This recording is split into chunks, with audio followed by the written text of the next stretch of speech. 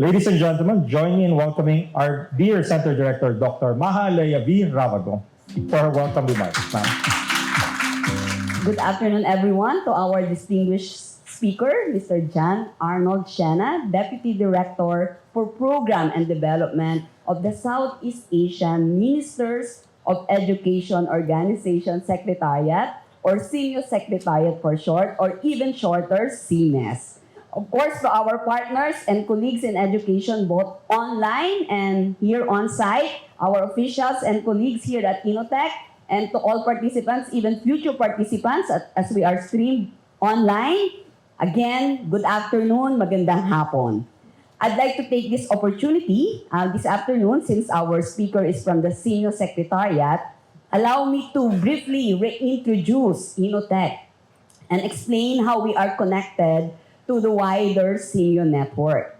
INNOTECH, or the Regional Center for Educational Innovation and Technology, is one of the specialized centers of the Southeast Asian Ministers of Education Organization, or SEAMEO.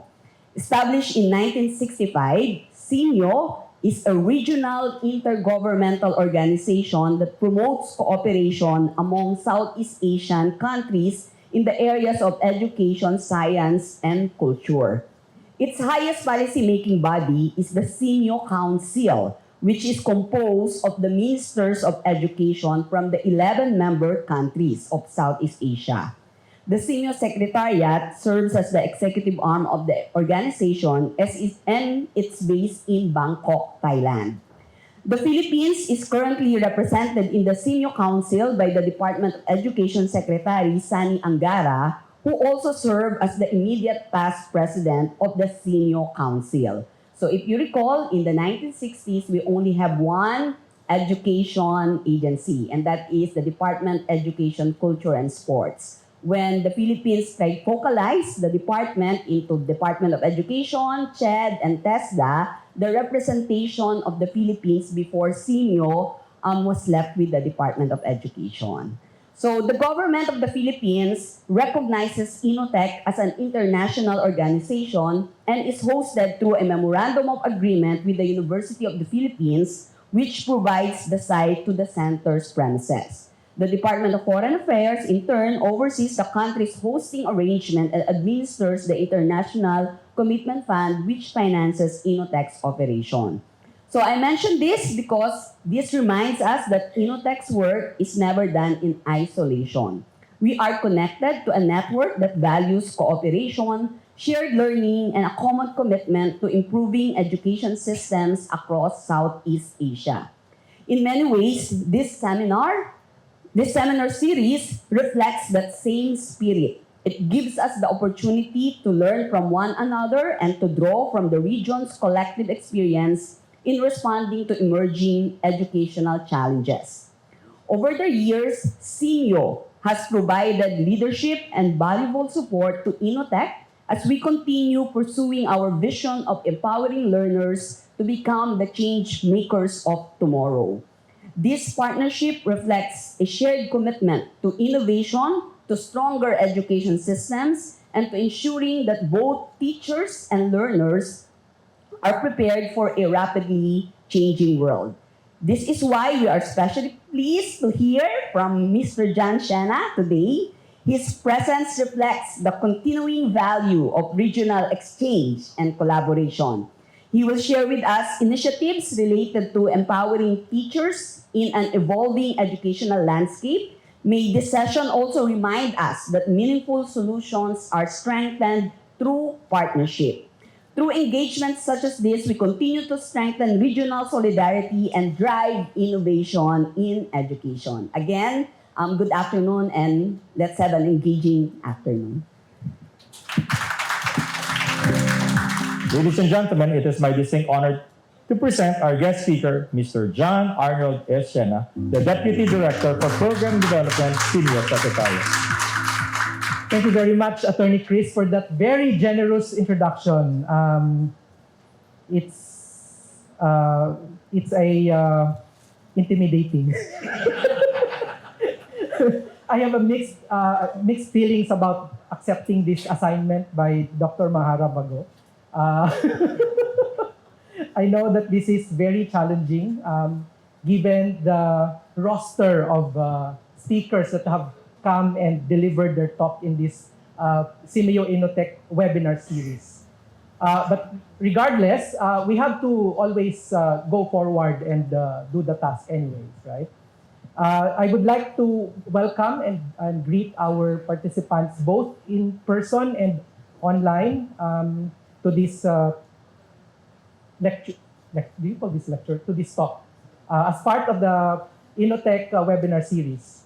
And I also would like to thank SEAMEO INNOTECH under the leadership of Dr. Maharabago for inviting the SEAMEO Secretariat. Originally, it was the director, but the director was not available, so he sent the deputy to this webinar series, which really comes at a very critical time in our education systems across the region when we are trying to transform education systems as a response to the evolving Southeast Asian landscape, and especially in education, ensuring that all children, regardless of their circumstances, their background, their capacities, their abilities to learn, are able to exercise their right to education.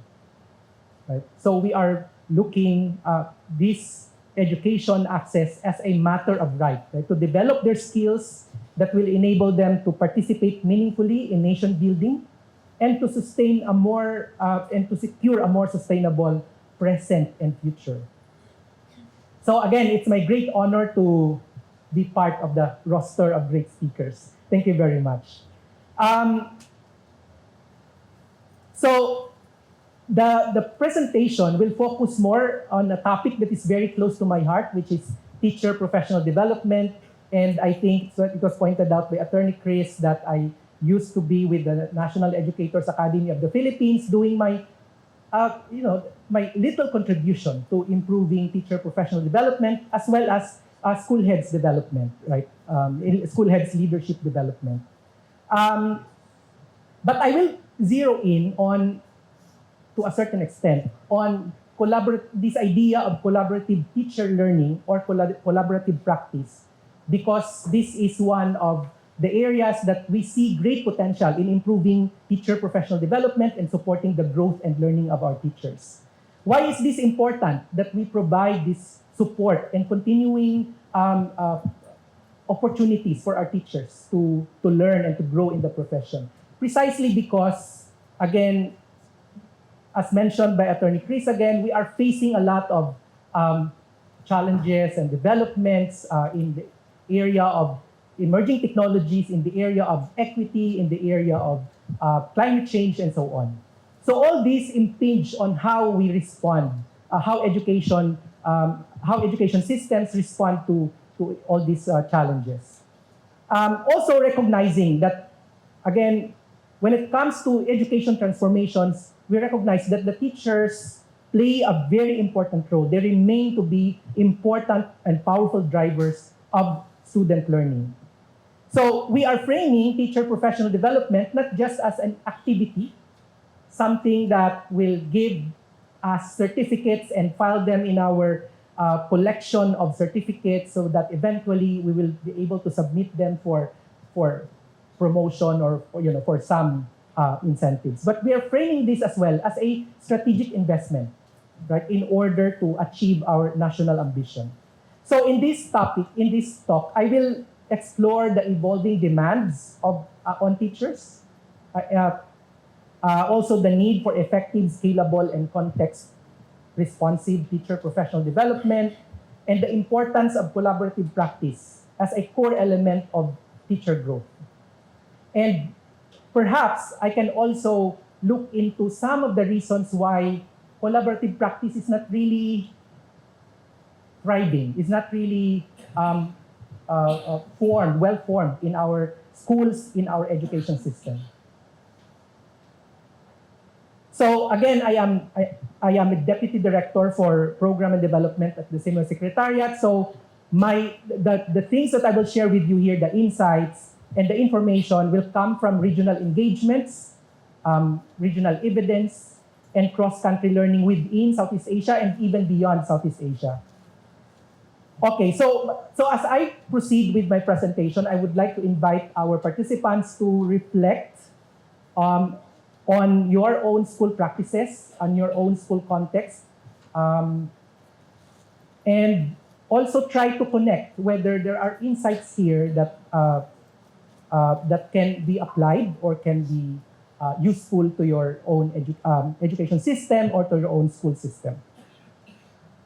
But before I explain further, I would like to mention that SEAMEO, as mentioned by Dr. Maharabago, was born in 1965. So last year, SEAMEO, in November last year, SEAMEO marked its 60th year. And we continue the celebration for 1 year, from November until November of this year.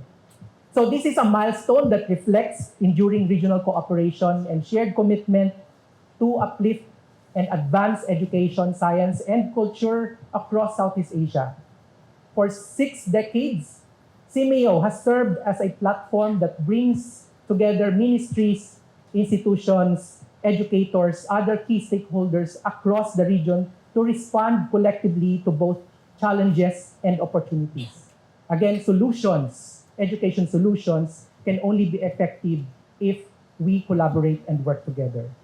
Over the past 6 decades, SEAMEO has created spaces for innovation, for research, and capacity building that shape education systems today.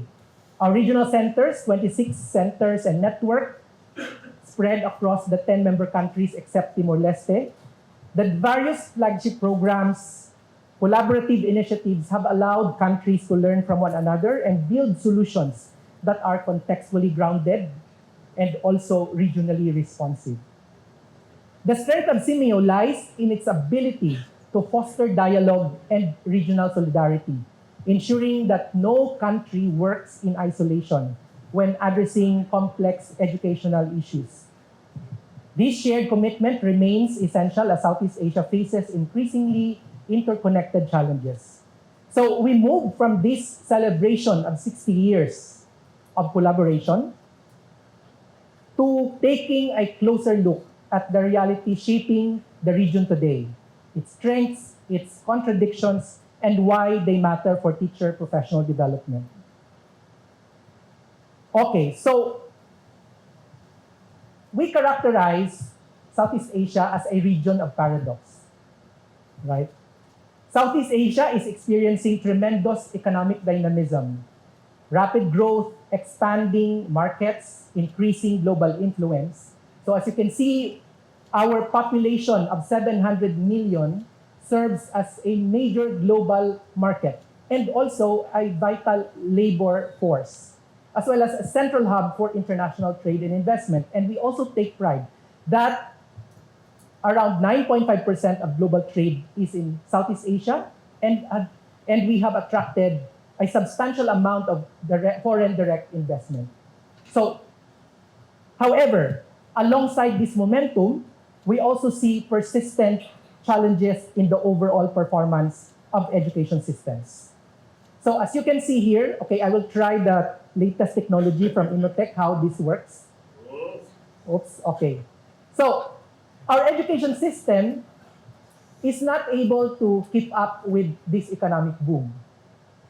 Our rapid scoping study, which we launched in 2024 during our high officials meeting in Bangkok, revealed that out-of-school children and youth in the region have increased from around 7 million in 2017 to 11.8 million, almost 12 million young people who remain to be out of school. This is a substantial increase, and perhaps exacerbated, and certainly exacerbated by COVID-19. So children who were missed out after COVID-19, many of them are still not in school.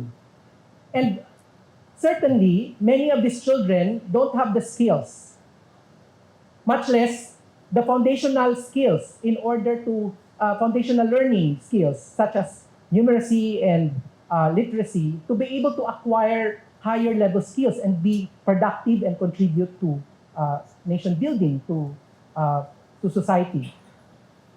So that is one. At the same time,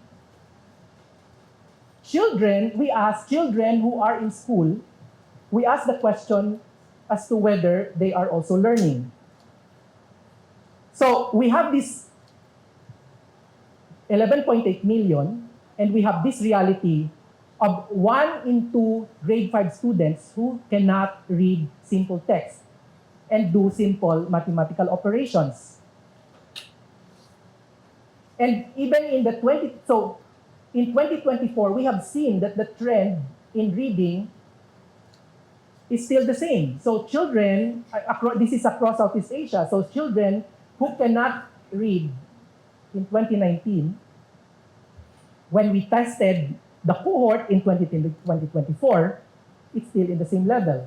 While we are seeing very minimal improvements in mathematics. Of course, we can always look for silver lining, right?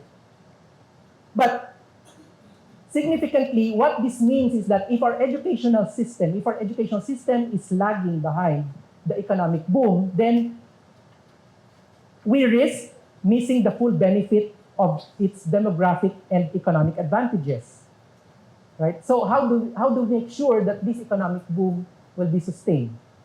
Okay, so that puts that question at the limelight, okay, in our quest for a better quality of life.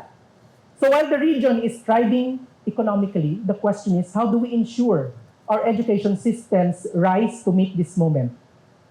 So let's take a deeper look, hopefully, at the challenges and opportunities shaping education in Southeast Asia. So, the momentum for transformation has been triggered by several factors. Transformation of education has been triggered by several factors, which can be both challenges and opportunities. The first one is this rapid, can you turn that back on? Okay. Is this rapid technological change and the rise of AI. Digital transformation is accelerating across Southeast Asia, right? I mean, I think we have experience using the new AI application and so on. Digital transformation is reshaping economies and skills. And in fact, based on studies in Southeast Asia, nearly 90% of employers expect to integrate technologies such as AI into their operations. So AI presents both opportunity and challenge. As an opportunity, this can be used to enable learning, personalized instruction, even assist our teachers in preparing lesson plans, resources development, and even education management, right? When you use data and you transform this data into something that's meaningful, you can actually use AI. But on the other hand, we are also facing big challenges. We are struggling with uneven digital access. I mean, if we are not able to use AI and other technologies in a targeted way, such that no one is left behind, then instead of technology bridging the gap, it can even exacerbate that gap. We also have issues around ethical use, data privacy, and in some study of OECD, for example, they have pointed out metacognitive laziness. This tendency to just depend on whatever AI is giving you, and then you treat that as a final answer without attempt to critically look into what AI has actually produced for you. And somehow, and also very significantly, it puts into question the integrity of learning. Are the children really learning? And maybe it's also good to take a look at that study of OECD because it says a lot about how AI can actually impact learning. While it has shown some, use of AI has shown some improvements in the performance of learners, but I think the study also says that if you withdraw AI from the teaching learning process, then there is also an equal decline in the performance of learners. Also, because AI and technological developments continue to change in a very fast pace. And in fact, to the point that it seems we cannot keep up with these changes, it will require continuous upskilling of our teachers and those who are using AI, particularly in teaching and learning. And this is the reality. Our Global Education Monitoring Report 2023 is saying that 90% of teachers in Cambodia and Laos PDR, they reported that they never or hardly ever use ICT for teaching math. And according to our CPLM result in 2019, 1 in 3 of our teachers in the primary grades are not confident in using ICT in the classroom. Also, children from high SES, socioeconomic status, are 8 times more likely to have access to technology compared to their lower SES counterparts. So this is an urgent concern that we need to address so that to ensure that our systems are able to adapt to future skills. Second, maybe I will make this a little bit faster because I'm demographic shift, right? So in some countries, population of aging members of society increasing. At the same time, some decline in productivity in this area, the fertility rate, for example. So there's this aging society, which can also undermine our efforts towards progress, right? So this will affect the ability of the future generation to support the aging population. Hence, we need to ensure that our children now are ready for that kind of society where they have to support more, okay, of our aging sectors in the community. And of course, climate change, right? We have seen this and experienced this directly. Disruptions like it can be typhoon in rainy season, or it can be intolerable heat index in summer, okay, which can affect school operations and learning continuity. I think my son, for example, is now a 7-year-old in Iloilo. He is always excited about, not being able to go to school. So we need to introduce climate resilient education systems as a regional and as a national priority. In fact, in SEAMEO, during the last SEAMEO Council conference, the theme of their strategic dialogue among education ministers was on greening education, recognizing that climate change will really have an impact on education and learning continuity. And of course, this is now a very real tension which is affecting not just where the war is, but practically it's a global issue. So now we're complaining about price of gasoline and diesel, and it has the impact is multi-layered, multi-dimensional, and we have seen that. Between Thailand and Cambodia, for example, there are tensions that are going on, right? And therefore, education along these areas can be affected in a very profound way. So we need to be able to deal with this geopolitical tension such that we do not compromise regional cooperation, okay, despite these pressures. And of course, one of the more important opportunities is this regional integration, where we see more countries coming together for shared standards for mobility and harmonized competencies and systems. And regional cooperation can accelerate innovation and collective problem solving. Now, alongside other forces, because this is not exactly an exhaustive list, these factors drive education transformation in the region. So as education systems transform, there are many dimensions and components of education that we need to look at. But if we are to choose which one to focus on, there is no doubt that the teachers should be at the center of that transformation effort. We need to be able to ensure that we have ready, competent, and caring teachers so that all children are able to access quality equitable, inclusive education as a matter of right, regardless of whether they have disabilities or whether they are coming from rural or from hard-to-reach areas and so on. We need teachers who are able to not just teach according to, to their functions that were taught to them during pre-service, but also to ensure that every child is given that attention that they need. And it takes a lot for the teachers, actually. And this is part of the challenge of the teachers in our schools.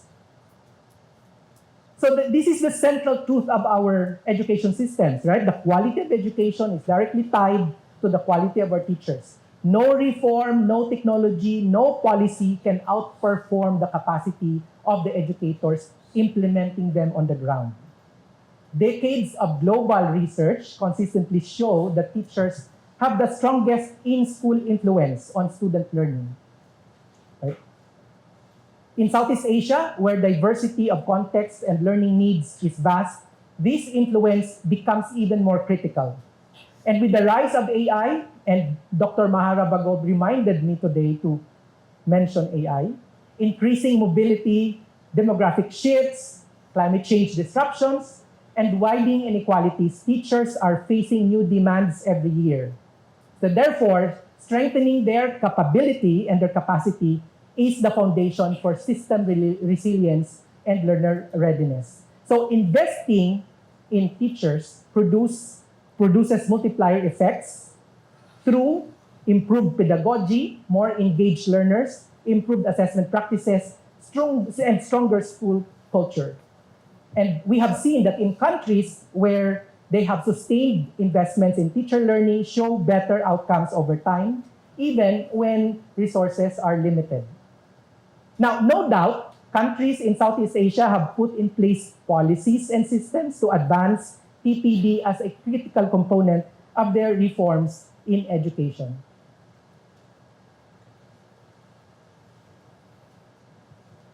So efforts have been intensified to ensure that they have a steady supply of highly qualified, well-trained, highly ready teachers with competencies and with skills and values that will ensure that all our children are taken care of. However, even with significant progress in recent years, teacher professional development, or TPD, in Southeast Asia continues to face critical challenges that hold back its impact. These challenges can be considered persistent, systematic, and interconnected, and therefore will only be addressed and improved if we come together and coordinate our solutions and our actions. So to better understand TPD systems and state of TPD in the region, SEAMEO Secretariat, with the expertise of SEAMEO INNOTECH and with the support and collaboration of TPD at Scale Coalition for the Global South, FitEd, which is based here in the Philippines, Foundation for Information Technology, Education and Development, with the support of IDRC Canada, conducted an analysis of TPD systems in 9 SEAMEO member countries except Brunei and Singapore, because this is funded by TPD at Scale Coalition for the Global South. And obviously, Singapore and Brunei are not part of the Global South. So this study used this TPD at Scale framework developed by Wolfenden under the TPD at Scale Coalition, and we use this as our analytical lens to examine how TPD can be meaningfully expanded across Southeast Asia. We selected this framework because it aligns with the realities of Southeast Asian education systems with large populations, varied capacities, diverse geographies, and uneven access to resources. It also underscores the need for technology-enabled strategies to reach teachers equitably while maintaining authenticity in learning. That is why the TPD at scale there, the at there refers to the mediation of technology in delivering and designing teacher professional development. So this research is part of the broader Empowering the Teacher Initiative program, which aims to build evidence-based scalable models of teacher professional development that genuinely support classroom practice. Okay, so this is the analytical framework. Let's look at what the findings reveal about the state of TPD in Southeast Asia, and I'm sure that you will not be surprised. You expect this.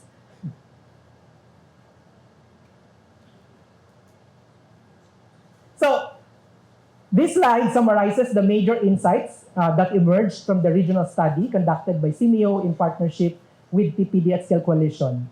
So across 5 Southeast Asian countries, we saw consistent patterns in how teachers experience professional development, revealing strengths, but also important systemic gaps. So one of those issues would pertain to equity. Access to high-quality TPD is not equal across countries, across regions within countries, or even across schools. So teachers in remote areas, in rural areas, in conflict-affected or resource-poor contexts often receive less support and fewer opportunities for meaningful professional learning. Equity, that's access. On quality and relevance of TPD, many TPD programs remain highly centralized, generic, or one-off. I think we can relate with that, right? Making it difficult for teachers to apply learning directly to their classroom realities. So we have seen how programs are designed centrally and then disseminated through the cascade method, and maybe in some areas where there are contextualizations that are going on, but in many cases, teachers are not able to see how this input and learning from the programs are actually applied in the classroom. So they lack contextualization in some cases and limited opportunities for practice, which weaken the effectiveness of training. TPD is often implemented in isolation without, and because different players have their own programs, the ecosystem is quite fragmented. So there must be a system where teachers experience training as is not just an add-on, rather as a part of a coherent professional growth pathway. Now, what also prevents teachers from engaging meaningfully in teacher professional development, and we've seen this, teachers frequently report that TPD activities compete with other tasks, administrative tasks, instructional time, and other responsibilities. And without protected time, even the best designed programs struggle to achieve depth and sustained practice. In many settings, TPD ends at the workshop level. So there's no opportunity for further support at the school level where they can have access to mentoring or to coaching or to ongoing feedback.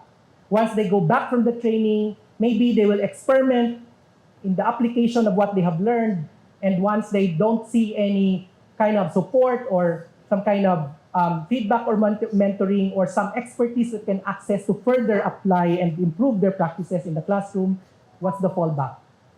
Let's go back to the old, right? So it makes it difficult for teachers to internalize new practices or sustain improvements over time. Given these gaps, though, it doesn't mean that TPD is failing. Rather, that they reveal where systems need to evolve to support teachers more holistically. And this reminds us that successful TPD must be ongoing, collaborative, and embedded in everyday teaching practice. So this is how it will look like when you look at the different pillars and in which part of the framework those cracks are happening, right? So we have seen that it can crack in the communication channels where teachers may not be able to provide feedback as well to the policymakers, to the designers, to the program providers as to how they experience and sustain their learnings from the training programs. The cracks can be in the learning design itself, where you have one size fits all, and when it's scaled and there is no contextualization that's happening, and the teachers are not even involved in the development of the design, then that's where teachers don't see any commitment to that program. And even, of course, very basic uneven infrastructure, again, which hinders digital skill integration, and at the same time, teachers not being able to use technology because they are not trained or they are not confident to use technology. And again, when teachers go back and they don't have access to support, they lack the schools do not have personnel or dedicated experts or resources that can actually provide them with that continuing support at the school level, then this is also another problem, which I already discussed. So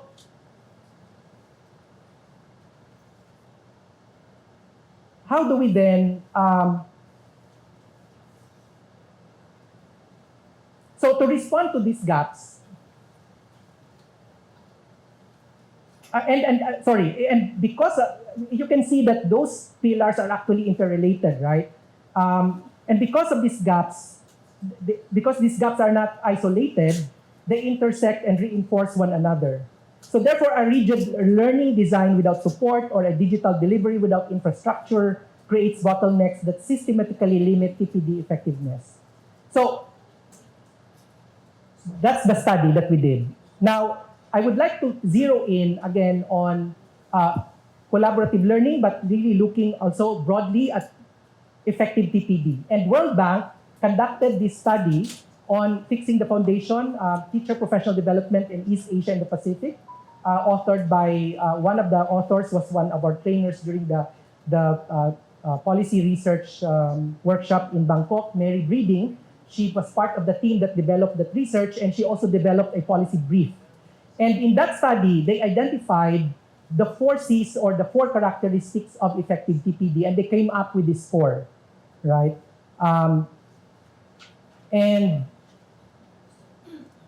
And much of the things that I mentioned in the study, the gaps that I mentioned as well, are also covered by these 4 C's of effective TPD. So one of these, of course, is content. What they saw in that study is that effective TPDs would have content focus, especially in settings where content knowledge of teachers is a little bit problematic, inadequate in order to deliver in the classroom. So they said, we need to move from generic pedagogical theory to deep subject mastery and scripted materials. And in this particular sort of characteristic, they are saying that structured pedagogy can help because you're able to provide the teacher with the specific content and how specifically as well you are going to deliver this particular content.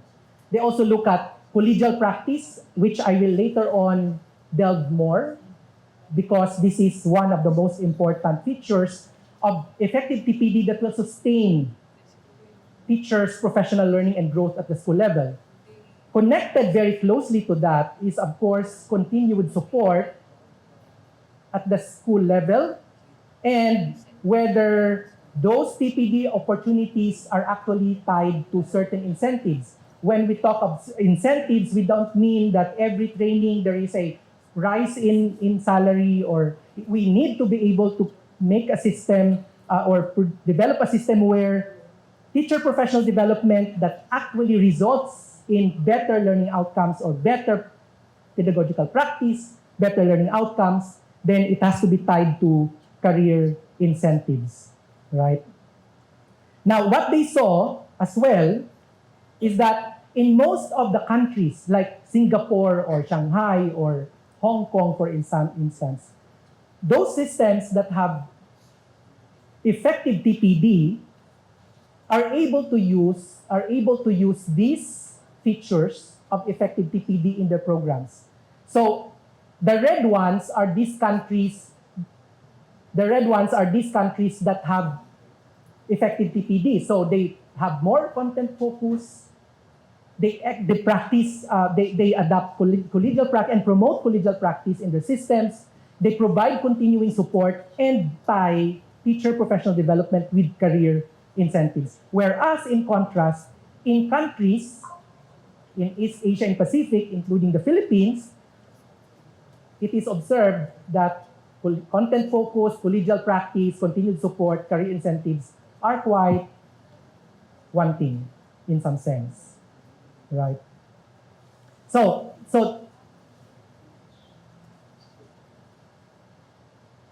this is what we're saying, that those gaps in the study of done by INNOTECH and SEAMEO Secretariat, we can actually take a look at those gaps and consider these TPD features.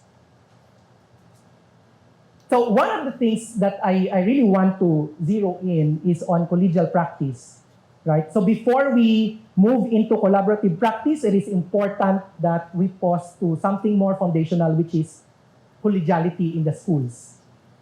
Collegial practice refers to the professional relationship and interactions that exist among teachers, how they share ideas, support one another, maybe informally at the start, and create a sense of professional community.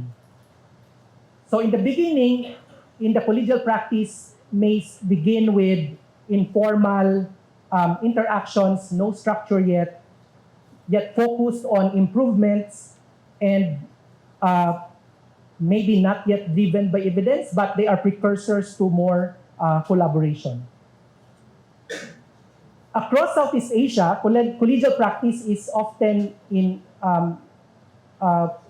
come in the form of teachers sharing materials, discuss challenges, or help each other on the day and manage day-to-day realities.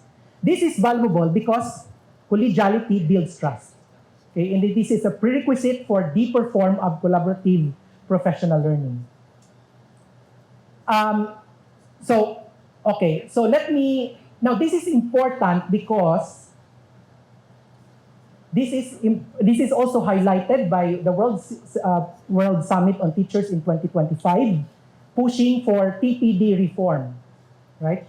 Transforming teacher professional development. And one of the more important things that they mentioned in their Santiago, Chile manifesto was that we need to provide teachers with ample opportunities for teaching personnel to co-design curricula, education materials, assessment systems, and to engage in professional development and lifelong learning throughout their careers.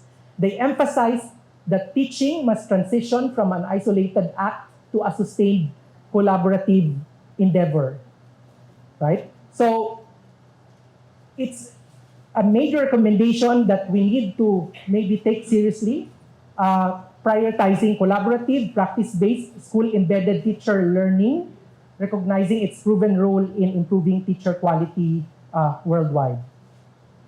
All right, so I will go now to what models do we have. In other words, we are not starting from zero. We have models in our neighbors.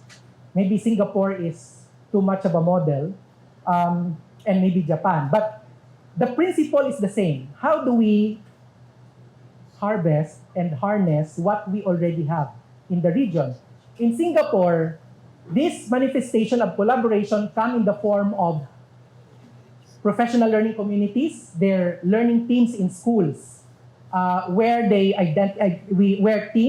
small teams in schools identify gaps in teaching and learning. They plan the intervention, 5 minutes, implement and observe, reflect and review. And this is very much what is striking in Singapore is that this is a protected time.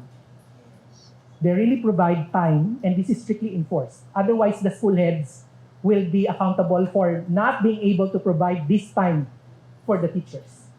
In Japan, they have lesson study. So what they have, so teachers of 3 to 5 teachers collaborate to identify learning gaps, create goals, create lesson plans, determine instructional strategies. They observe the implementation of that plan together, and they reflect on that observation. Okay? And they repeat the cycle until they're able to decide that this particular strategy is going to maximize the impact in the classroom. So they don't just stop at one iteration. So they iterate several times until they are able to decide that, oh, this is working now, so we can use it, right? What is also very peculiar in the Japan lesson study is that they are not interested in teacher behavior. They are interested in how students are responding to teachers' instructions, to teachers' questions, and investigate the thinking process of the learners. Okay? And use those pieces of information to reflect on the effectiveness of the intervention. So they are not zeroing in on the teacher itself, but on how that particular lesson is stimulating the learners, and use those pieces of information to continue to iterate the lesson study, that particular lesson plan, until it's ready. Okay, and teachers use it, right? In the Philippines, we have the Learning Action Cell, of course, and our ambition is that our Learning Action Cell will be able to improve content knowledge, improve pedagogical skills, and teachers are able to apply these skills inside the classroom in order to impact learning outcomes. Now, I've looked at the Learning Action Cell DepEd Order number 35, and I sort of made a diagram of the process, which may be different from what Singapore is doing, different from what Japan is doing. What we see here is that you begin with needs assessment. So the team begins with needs assessment and prioritization, identification of intervention, co-development. After co-development, we proceed to expecting the teachers to individually implement, and then we reflect and the cycle goes on, right? So the difference is that you co-develop, but we don't allow for further development. And the further development happens maybe later, right? So maybe, and I think there's a number of research that is being done in the Philippines investigating how LAC is effective or otherwise. And I will leave that to my colleagues in here and DepEd to further look for those studies to tell us whether it's really achieving the objectives that it wants to achieve, right? So how do we activate 4Cs via professional learning communities, right? We need to focus on learning. And as mentioned, in Japan, for example, they look at what the children is actually thinking when they interact, okay, in the classroom with the teacher providing the stimulus and the stimulation to think and to do things. So we ask the question, how will we know when each student has learned? Rather than what are we expected to teach, right? What are we expecting the students to learn? Although we have already transformed the way we set our objectives by making it more behavioral, but still we need to continue to engage in improving how we set our objectives. We need to focus on results, utilize common formative assessments, real-time peer review data as well. And, culture of collaboration. That's how we dismantling isolated teaching. And this is a little bit of a area of interest right now. So when you talk of traditional TPD and collaborative TPD, we are moving from one-size-fits-all to context-responsive, from one-off fragmented workshops to sustained coaching, to deep subject mastery, and to collegial or peer-supported and continuous inquiry. I suppose my time is almost over. So while collaborative practice offers significant benefits and it's strongly supported by global and regional evidence, many schools across Southeast Asia still struggle to adopt it effectively, right? So I have identified some of the barriers which are coming out in the study actually. So I divided them into structural and cultural. I'll start with structural. Again, heavy workload, right? When the workloads come and you don't have time anymore, how else can you engage in meaningful PLC, right? Again, if you don't have resources, there's no support, as pointed out by Philip in our earlier conversation, and there is no one to help guide you. Like you cannot, we have the same level of expertise and we inform each other's practice. How is that going to improve our practice both, right? We need somebody who will come and say, okay, this is how you do it. So we also have, our master teachers maybe will have a very important role to play there. Lack of support mechanisms and infrastructure, including school leadership. And where the principal does not have, maybe to put it positively, if the principal or the school head has this push for collaborative learning in the school, then this culture of collaboration can also prosper. On the other hand, we do have tendency toward isolated practice. I don't think that for me as a trained teacher, I did not have that opportunity to really exercise that skill to collaborate. I remember when I was doing my master's in communication studies, one of my sort of cognate subjects was cooperative learning.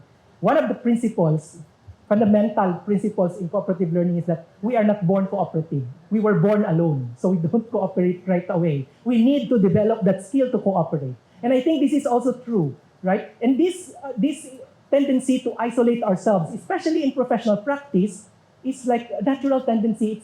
We thought that collaboration is intuitive, but it's more intuitive to do work alone. So we want to isolate. Why do we want to isolate? Because we don't want people to come and say, oh, you're doing it wrong. You need to do this better, and so on. So it's not anymore a safe space to wrap up, to make mistakes, because there is someone who might look into what you're doing and tell you you're doing it wrong. That's why we have closed door policy. And we don't know anymore what is happening behind closed doors, right? What the teacher is doing. We only open it when there is a scheduled observation where the teacher now is in his or her performative stance, right? Because it's rehearsed, because that classroom observation is seen as supervision and evaluation. And we don't want to get low performance rating afterwards, right? So the power dynamics, that uneven power, becomes an issue when we have already ingrained in our mindset that when the supervisor comes, this is evaluation. So as much as possible, right, close my door because this is not a safe space to commit mistakes. So these are some of the things that to me are coming out in the study, although it's not necessarily explicitly stated.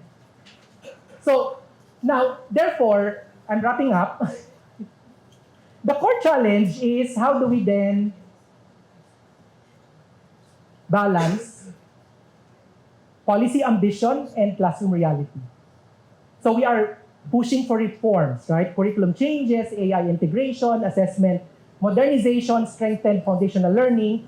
But teachers are the ones who carry this work into the classroom. The issue is not the ambition. It's in fact very inspiring, right? Countries want to elevate learning outcomes, embrace digital transformation, and prepare learners for rapidly changing world. But these reforms often land in classrooms where teachers are overwhelmed by so many things: overload, limited resources, competing responsibilities, in addition to domestic concerns, right? And then you have sudden policy changes. So when policy ambition outpaces teacher support, implementation suffers, and teachers experience maybe reform fatigue, right? So effective reforms require alignment, the pace of change with what teachers can realistically absorb, aligning expectations with actual support they receive. So this includes protected time for collaboration, access to coaching, supportive leadership, at least at the school level, and coherent professional development pathway. So collaborative TPD, whether it's in the form of PLC of Singapore or in the form of lesson study in Japan, or whether that's Learning Action Cell in the Philippines, becomes the bridge between ambition and reality. It translates high-level policy directions into grounded classroom-level problem solving.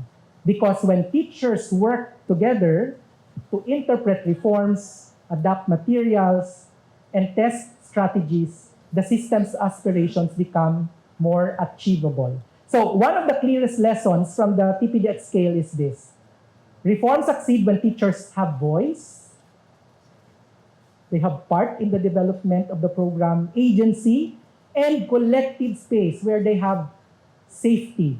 They have psychological safety to even commit mistakes because they experiment. But regardless of those mistakes, they still get support.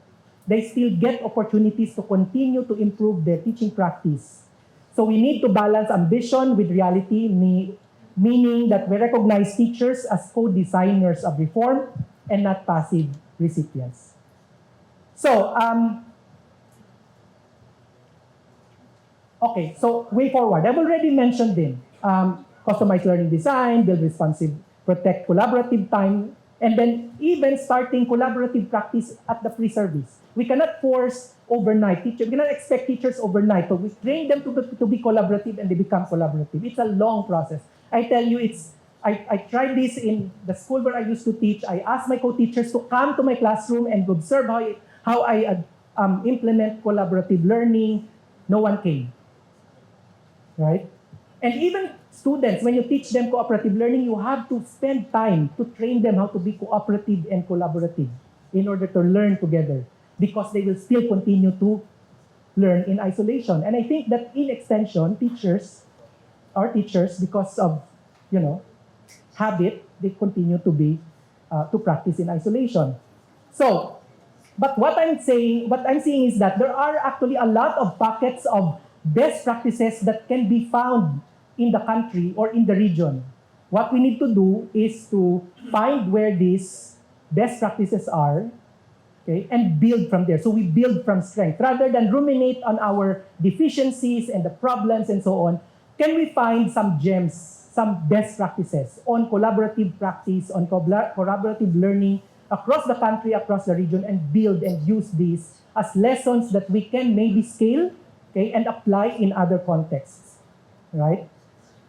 So, and also, I think research is a very good way to approach collaborative practice. So when we experiment on something, like lesson study is actually a research. It's not like, okay, let's do lesson study, and then once we're done, it's done. It's documented, it's properly researched, the questions are there, and they learn from that, and they document that. Okay? And that's how they're able to make it even permeated in the entire education system. And you will wonder at Japan because it has become a culture. It's like everybody's expected to do lesson study. It's not like, wow, you're doing this. Okay? I know that there are so many good practices that's around. So let's collect them. Let's document them. Let's approach this as a research, and let's build on that. So from strength to strength, right? So I guess I will end there because my time has already run out. So many things to say. So thank you very much once again. I hope that you have, our participants, especially our fellow teachers, our colleagues in schools, are able to reflect on these insights, the information shared, and somehow look at their practices. And maybe immediately after this, is there something that we can already apply? Is there something that we can already talk with our fellow teachers, okay, and provide that leadership? Hey, can we do this? Can we collaborate? Can we learn together and grow together in order to improve our practices and improve learning outcomes so that children can read and do mathematics, foundational skills, so that they will have a better future. Thank you very much.